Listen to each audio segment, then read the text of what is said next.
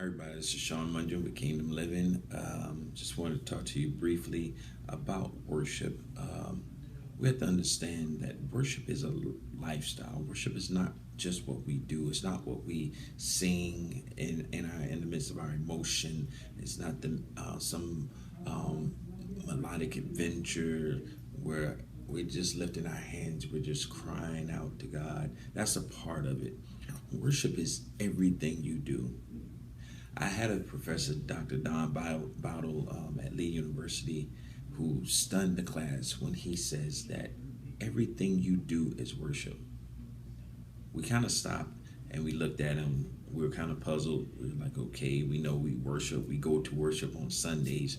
But when he says everything you do is worship, he began to go down a whole list of things. He says, when you wake up in the morning, you stretch your hands out, that's worship. When you go to eat, that's worship. When you read, that's worship. When you're walking and you're communicating with others, that's a part of worship because it's a part of lifestyle. When you go to work, going to your job is worship. Actually, engaging in your job responsibilities is an act of worship. Being a father, of being a father and engaging in that father role is an act of worship. Going to class, if you're in school, that's an act of worship. Studying for your class is an act of worship.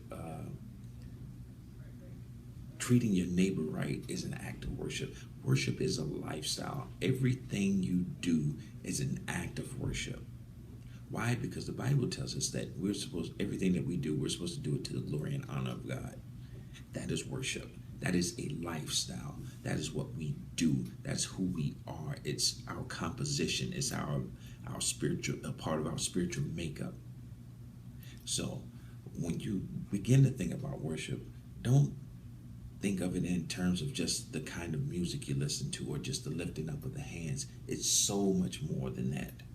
It's so much more than that. Worship is a part of who we are. We worship. We live to worship. We were created to worship. We were created to live a certain lifestyle that is completely different from what the world offers. Uh, Not fulfilling worship, not fulfilling that lifestyle that we were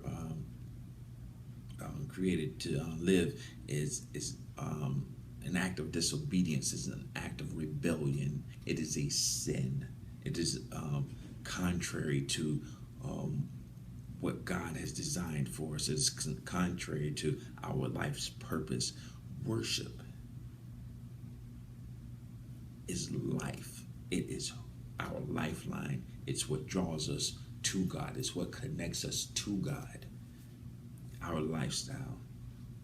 So the next time you think about, oh, not wanting to get up for work, remember that you're saying basically, oh, you don't want to participate in a part of your worship, rendering worship unto God.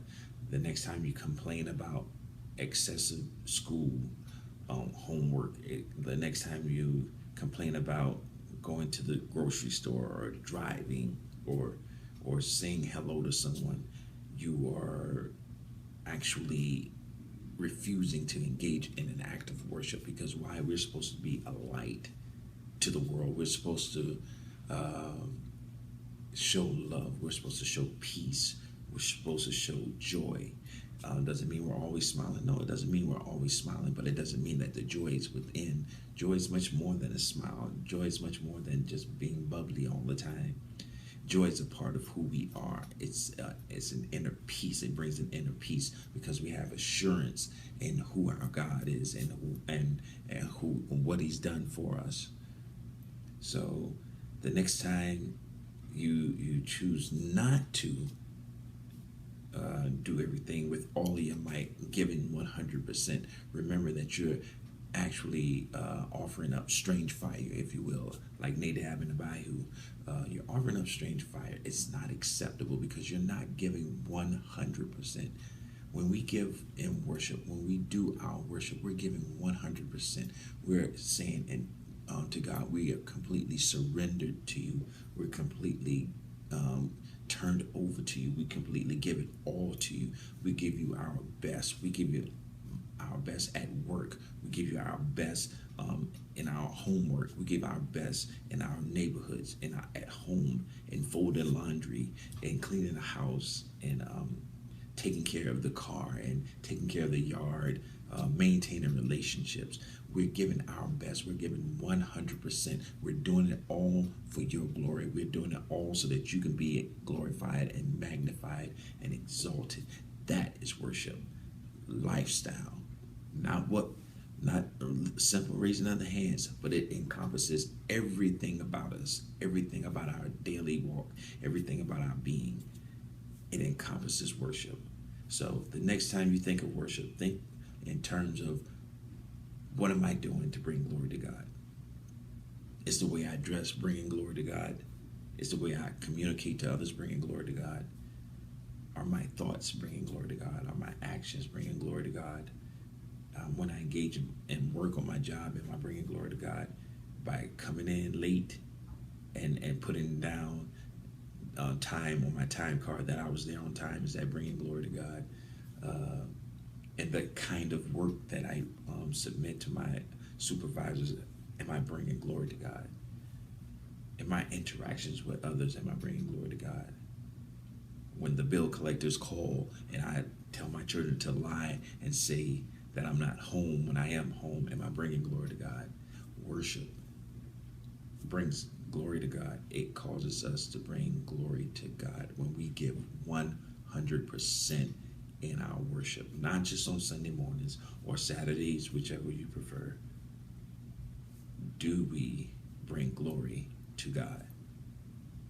So I'm Sean Mungery with Kingdom Living. I'll see you soon. God bless.